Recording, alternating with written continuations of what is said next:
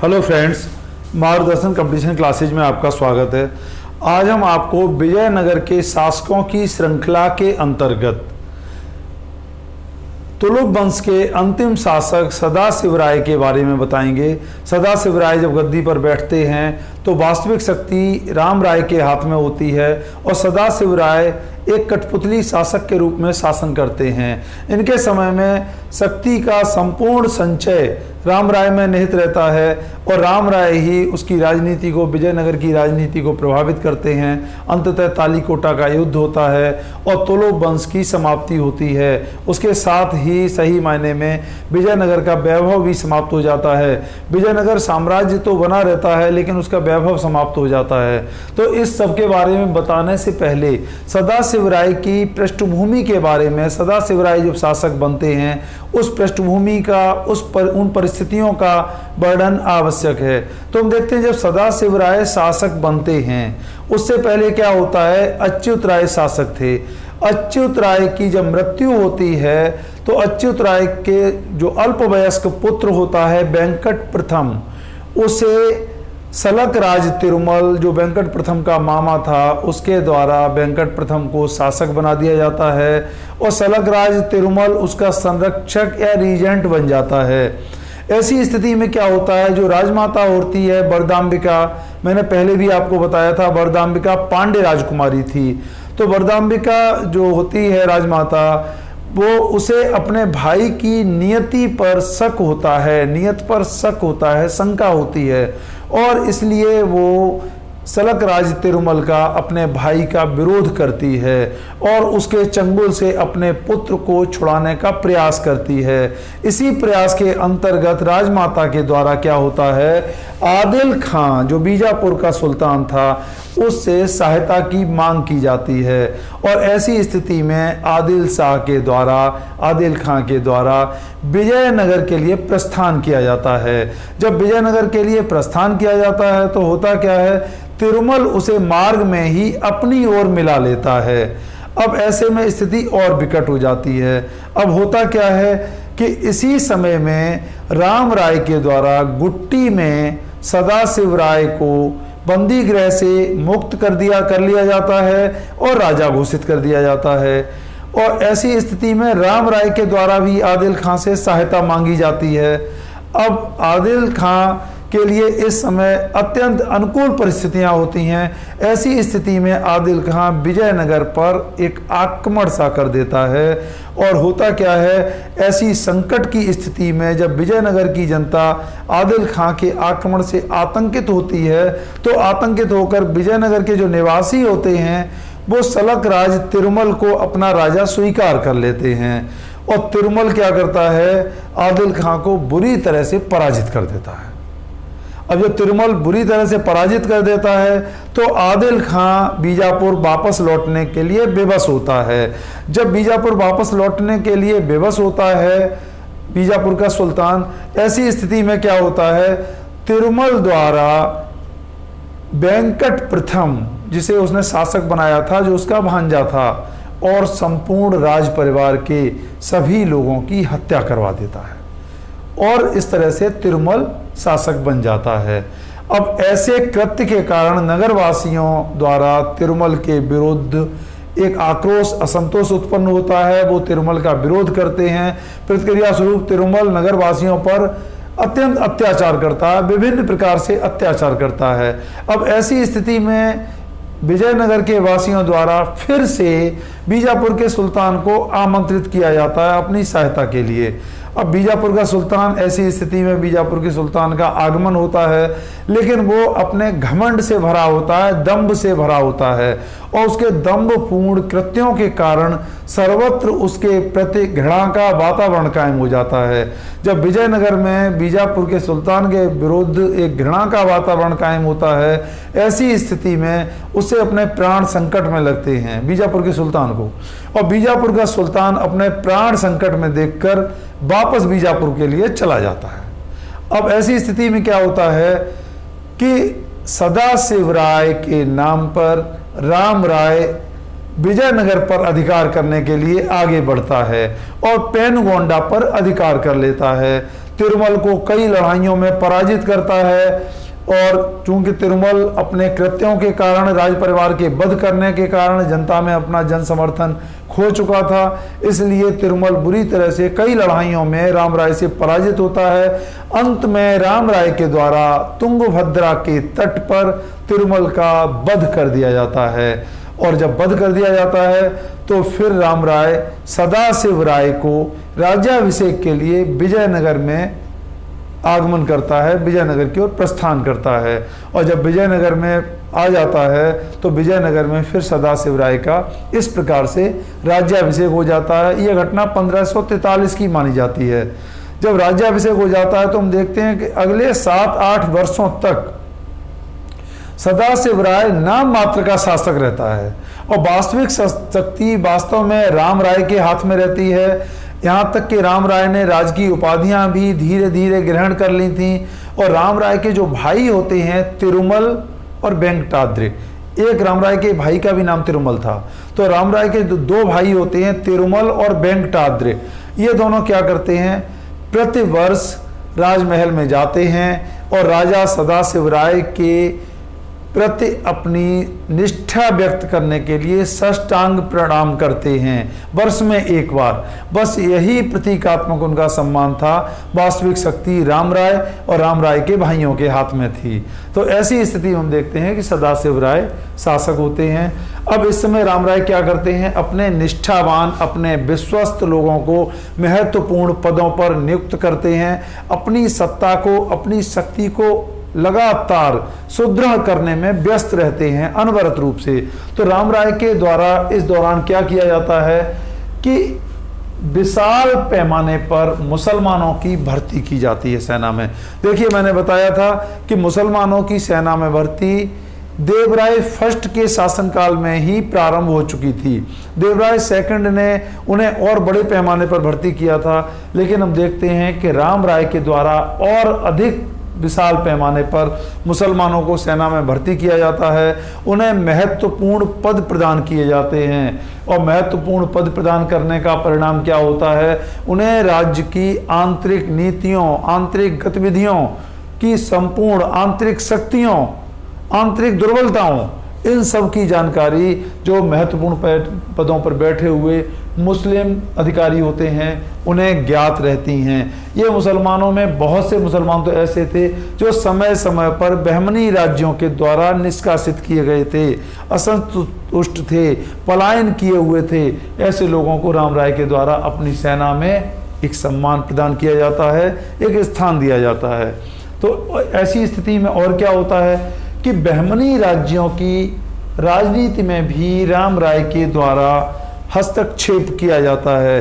उस समय की परिस्थितियां ऐसी थीं जब सदाशिव राय शासक बनते हैं और विजयनगर की दुर्बलताओं का आभास होने पर बहमनी राज्यों के द्वारा विजयनगर पर आक्रमण किए जाते हैं। और उन आक्रमणों के अंतर्गत हम देखते हैं कि शुरुआत में जैसे ही सदाशिव राय शासक बनते हैं बहमनी राज्यों के द्वारा आक्रमण किए जाते हैं। उनमें बीजापुर ने पहले आक्रमण किया है, सबसे पहले सदाशिव राय के गद्दी पर बैठते ही आक्रमण किया है।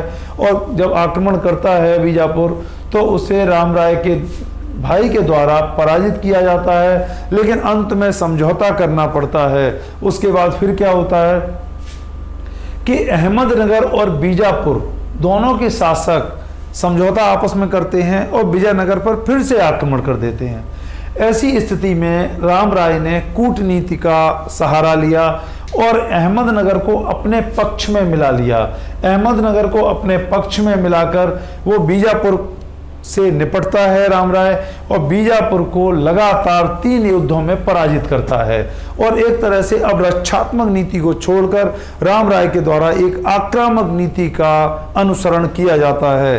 बहमनी राज्यों के विरुद्ध एक आक्रामक नीति, बहमनी राज्यों में परस्पर मतभेद बढ़ाने की नीति, बहमनी राज्यों को परस्पर लड़ाने की नीति और बहमनी राज्यों में एक के विरुद्ध दूसरे को सहायता करने की नीति का राम राय के द्वारा अनुसरण किया जाता है। और इसके बाद क्या किया जाता है, जब बीजापुर को अनवरत 3 युद्धों में राम राय के द्वारा पराजित किया जाता है, उसके बाद रायचूर और मुदगल दोनों पर विजयनगर के द्वारा फिर से अधिकार कर लिया जाता है। और इसके बाद हम देखते हैं क्या होता है। अहमदनगर और गोलकुंडा दोनों मिलकर बीजापुर पर आक्रमण कर देते हैं और बीजापुर का जो सुल्तान होता है इब्राहिम आदिल शाह राम राय से सहायता की याचना करता है और उसकी याचना को राम राय के द्वारा स्वीकार कर लिया जाता है और इब्राहिम अहमद शाह के पक्ष में अहमदनगर और गोलकुंडा दोनों की सेनाओं का मुकाबला किया जाता है राम राय के द्वारा और अहमदनगर और गोलकुंडा दोनों की सेनाओं को बुरी तरह से पराजित किया जाता है। और हम देखते हैं कि इस पराजय के बाद फिर अहमदनगर को और 3 युद्धों में फिर होता क्या है, जब युद्ध में पराजित किया जाता है उसके बाद हम देखते हैं कि जो बीजापुर का सुल्तान होता है इब्राहिम आदिल शाह उसकी मृत्यु हो जाती है, उसका पुत्र अली आदिल शाह बीजापुर का सुल्तान बनता है। उसके समय में फिर से अहमदनगर के द्वारा आक्रमण किया जाता है तो फिर अली आदिल शाह फिर से राम राय से याचना करता है सहायता के लिए और राम राय के द्वारा फिर से सहायता की जाती है और अहमदनगर को लगातार 3 युद्धों में बुरी तरह से पराजित किया जाता है।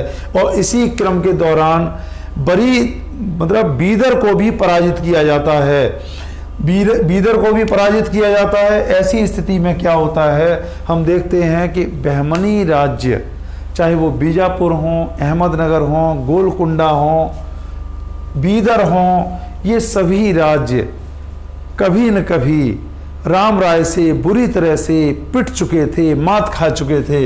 ऐसी स्थिति में क्या होता है, ये देखते हैं कि इस संपूर्ण क्षेत्र में विजयनगर एक सर्वोच्च शक्ति के रूप में उभरता है और राम राय का उद्देश्य भी यही था कि दक्षिण भारत में उसकी विदेश नीति का और सैन्य नीति का जो प्रमुख लक्ष्य था वो यही था कि दक्षिण भारत में विजयनगर की शक्ति को सर्वोच्चता प्रदान करना और बहमनी राज्यों के आंतरिक झगड़ों में हस्तक्षेप करके उन्हें एक दूसरे के विरुद्ध लड़ाना, एक के विरुद्ध दूसरे की सहायता करना, जिससे सारे दुर्बल रह सकें और विजयनगर अपनी सर्वोच्चता को प्राप्त कर सके। ऐसी स्थिति में फिर क्या होता है कि अंततः ये सभी राज्य अपने को अपमानित महसूस करते हैं और अपमानित महसूस करने के बाद अंततः वो आपस में मेल करते हैं, विजयनगर के विरुद्ध संघ का निर्माण करते हैं। यही सारी स्थितियां तालीकोटा की पृष्ठभूमि का निर्माण करती हैं, जिसके बारे में हम आपको अगले वीडियो में बताएंगे। अब हम देखते हैं कि दक्षिण की ओर अभियान, इसी के अंतर्गत राम राय के द्वारा दक्षिण के लिए भी अभियान किए जाते हैं। दक्षिण भारत में हम देखते हैं फरिश्ता बताता है, अच्छा फरिश्ता ने एक बात और बताई है कि संपूर्ण दक्षिण भारत में राम राय के द्वारा प्राचीन कुलीन घरानों को नष्ट कर दिया गया, विनिष्ट कर दिया गया और अपने वंश को, अपने कुल को एक सर्वोच्चता प्रदान की जाती है, सर्वश्रेष्ठता प्रदान की जाती है। हम देखते हैं कि दक्षिण भारत में उस समय तमाम जो छोटे छोटे राज्य थे, राजा थे, वो विजयनगर की अधीनता स्वीकार करने से आनाकानी कर रहे थे, अस्वीकार कर रहे थे।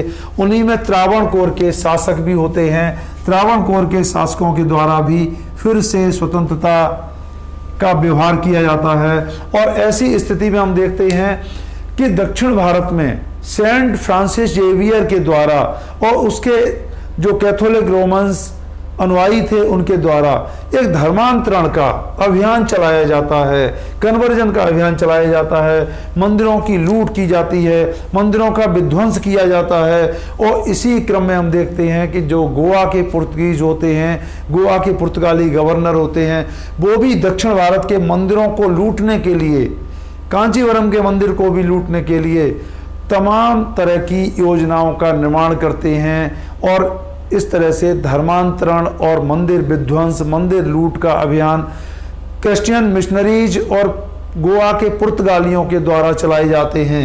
इन पर और होता क्या, जो स्थानीय शासक हैं परस्पर ईर्ष्या द्वेष से ग्रसित रहते हैं। ऐसी स्थिति में विजयनगर से राम राय के द्वारा अपने भाई, चचेरे भाई चीना तिम्मा के नेतृत्व में और छोटे भाई विट्ठल के नेतृत्व में एक दक्षिण भारत में जबरदस्त अभियान चलाया जाता है। उस अभियान के तहत क्या होता है स्थानीय शासकों और त्रावणकोर को अधीनता स्वीकार करने के लिए बाध्य किया जाता है।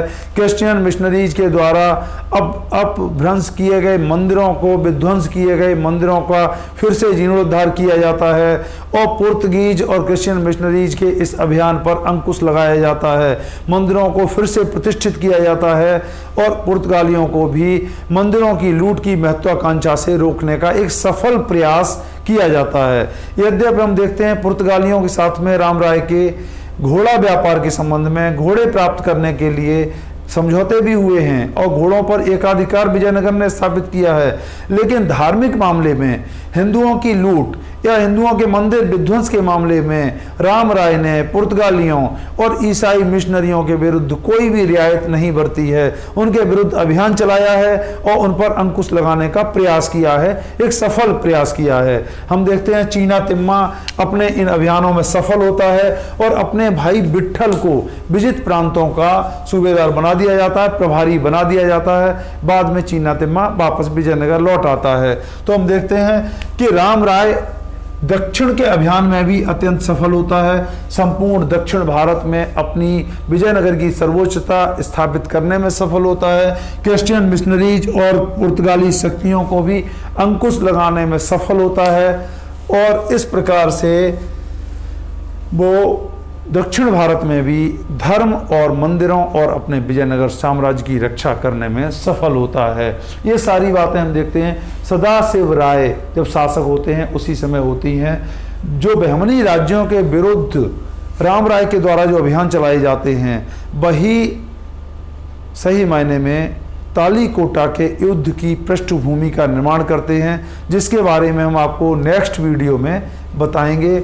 आप मेरे इस मार्गदर्शन कंपटीशन क्लासेज चैनल को सब्सक्राइब करें और मेरे वीडियोस को लाइक और शेयर करें, जिससे आपके अधिकाधिक मित्रों को इसका लाभ प्राप्त हो सके। और एक बात, विजयनगर साम्राज्य की अगर संपूर्ण श्रृंखला का आप अध्ययन करेंगे तो आपको इतना सारगर्भित ढंग से विजयनगर साम्राज्य की संपूर्ण बारीकियां समझ में आ जाएंगी, जो सिविल सर्विसेज से लेकर स्टेट सिविल सर्विसेज तक के संपूर्ण प्रश्नों को आपको हल करने में अत्यधिक सहूलियत प्राप्त होगी। धन्यवाद।